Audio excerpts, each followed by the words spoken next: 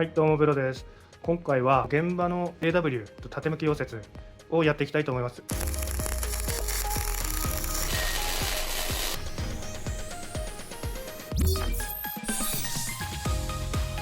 現場 AW の縦向き溶接はフラックス入りワイヤーでやる人と低電流用ワイヤーでやる人がいるみたいなので、今回はちょっと2つ、フラックス入りワイヤーとソリッドワイヤーで、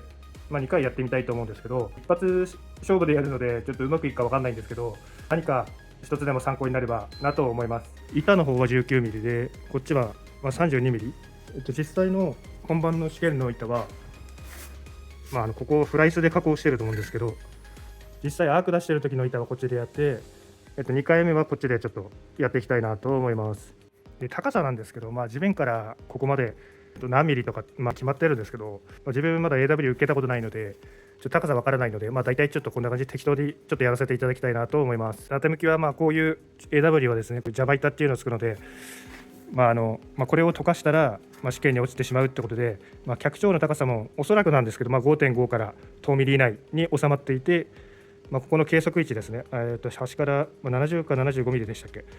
それぐらいのところで1回脚長計測するんですけど、こことここの差が、2ミリまでっていうのが基準で、5.5 ミリでこっちが8ミリあると2.5 ミリの差があるじゃないですか。そういう感じになっちゃうと試験に落ちてしまうので、5.5 だったらこっちが、2ミリなんで 7.5 かの高さじゃないと、試験に受からないっていうのがありますね。あとこの端部は、マクロ検査あるのできっちりやらないと、試験に落ちてしまうっていうのもありますし、中身も X 線あるので、あと表曲げ裏曲げですね。それを完璧に受からないと合格する資格ではないので、結構難易度が高いかなっていうのがあります。で、通常のこういう標準のノズルを使うとですね、突き出し長さが結構長くなってしまうので、このままでやるんだったら大体やりだしたら20アンペアぐらい下がっちゃうんで、200ぐらい上げてやれば180アンペアぐらいでできると思うんですけど、もうちょっと突っ込んでやりたいなってことは人は細系ノズルを使用することをお勧めします。とりあえず付け替えて細ノズルではやります。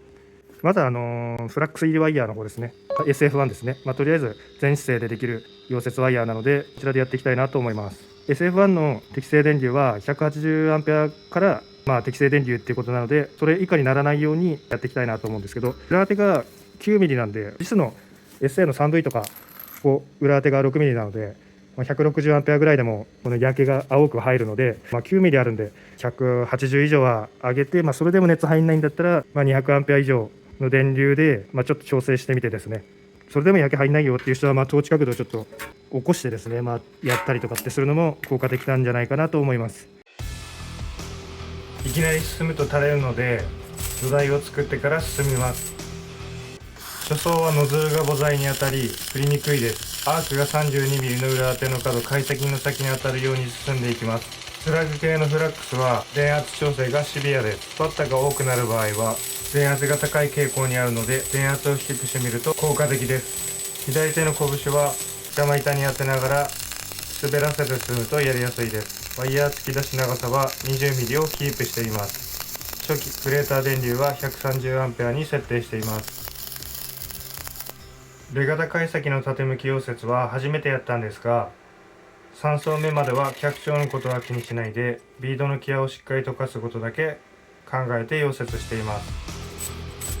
トーチを下に向けて溶接したい人はフレキシブルトーチを使うとやりやすいかもしれません。2パス目は1パス目よりはウィービングしやすくなりますね。1パス目のやり方と要領は同じです。ビードの際をしっかり溶かします。トーチの角度は 32mm の厚い方に可能な限り向けてください。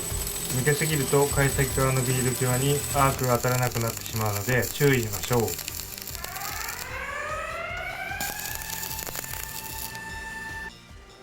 2パス目はこんな感じになっています。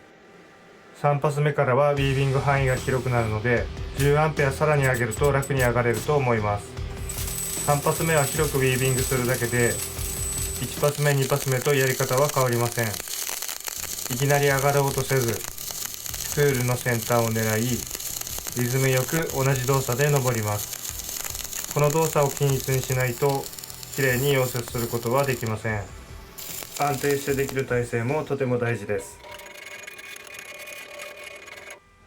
次のパスからは 32mm の方に脚長をしっかり出す意識を持って溶接していきます。トーチをしっかり壁側に向けます。向けながらこのようにウィービングしないと指定された脚長が出ず失格する可能性があります。このような角度はあまり良くないです。毎パスごとに上からビードが均一か確認することも大事です。ビードが均一でない場合は最終パスの手前までに調整が必要になります。溶接に関係ない話ですが、前日に頂上は塞ぎ釣りの穴開けで全身倦怠感半端ないです。なんとか溶接頑張ります。4パス目も電流はそのままです。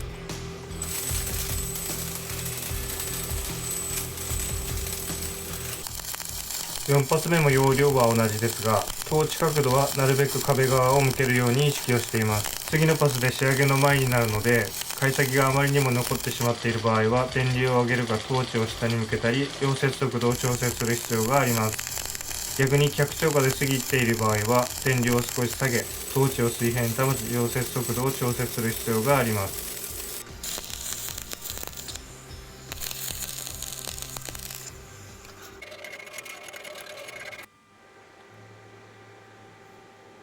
若干真ん中がへこみ気味ですかね。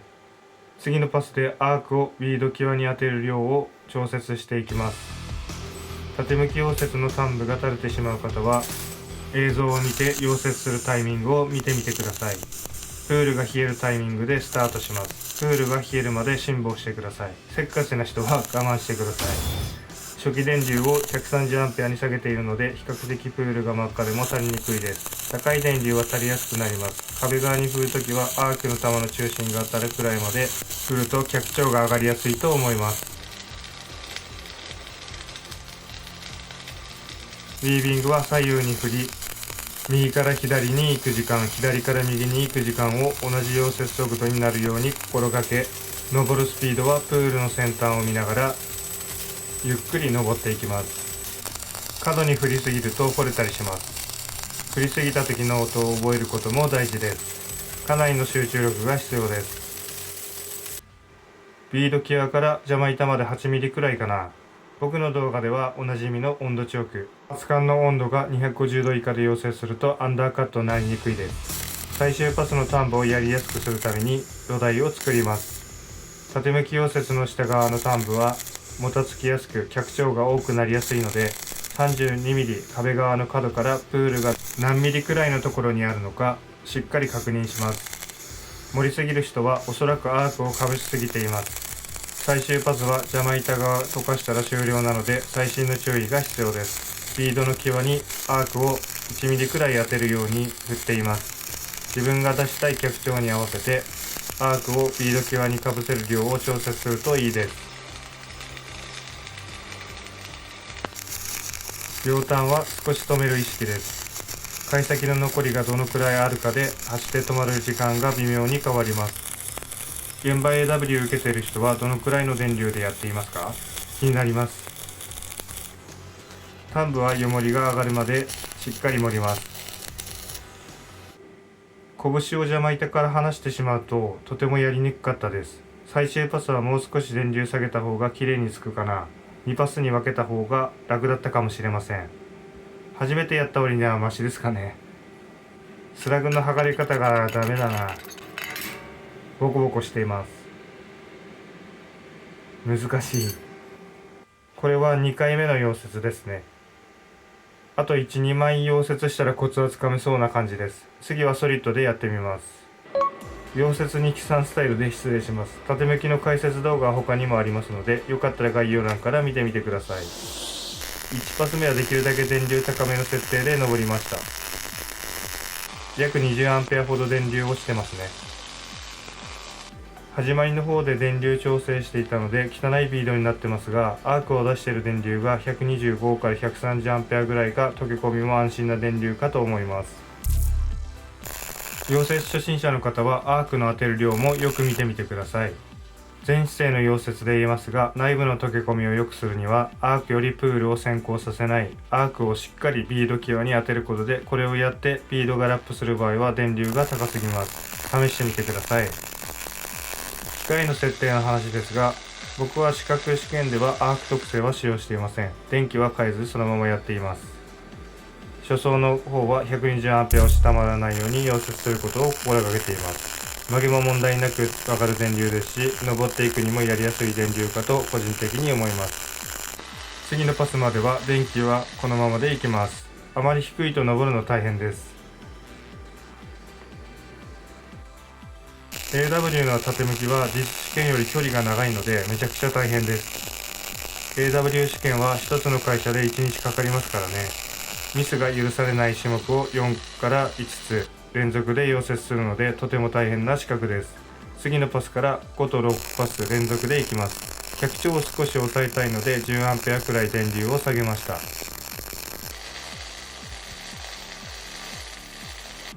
こちらは5パス目終わった状態です。6パス目です。5パス目を壁側から盛ると脚長が多くなりそうだったので手前側から盛りました。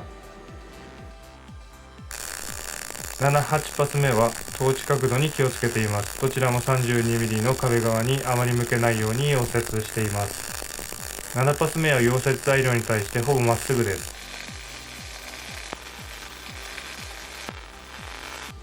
7パス目が終わった状態です。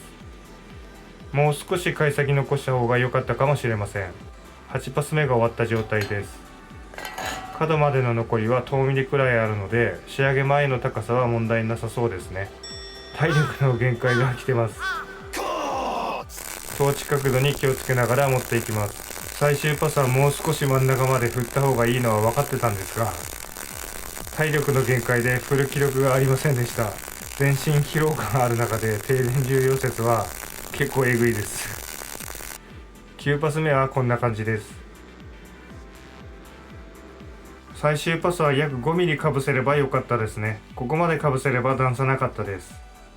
最終パスのビードに集中力切れが出ちゃってますね。特に後半。脚長の高さは問題なさそうです。ソリッドは電流低くても焼け入りやすいですね。こんだけ焼ければ曲げは安心。フラックスは映像では分かりにくいですが、なんとなく焼け入る程度。溶接速度と通し角度変えれば良くなるかも。はい、今回フラックスとソリッドでやってみたんですけど、フラックスでやる場合は電流は200から210ぐらいで、2回目やった時にちょっと 10A 上げたんですけど、それぐらいでやった方がやっぱやってる感じも安定してて、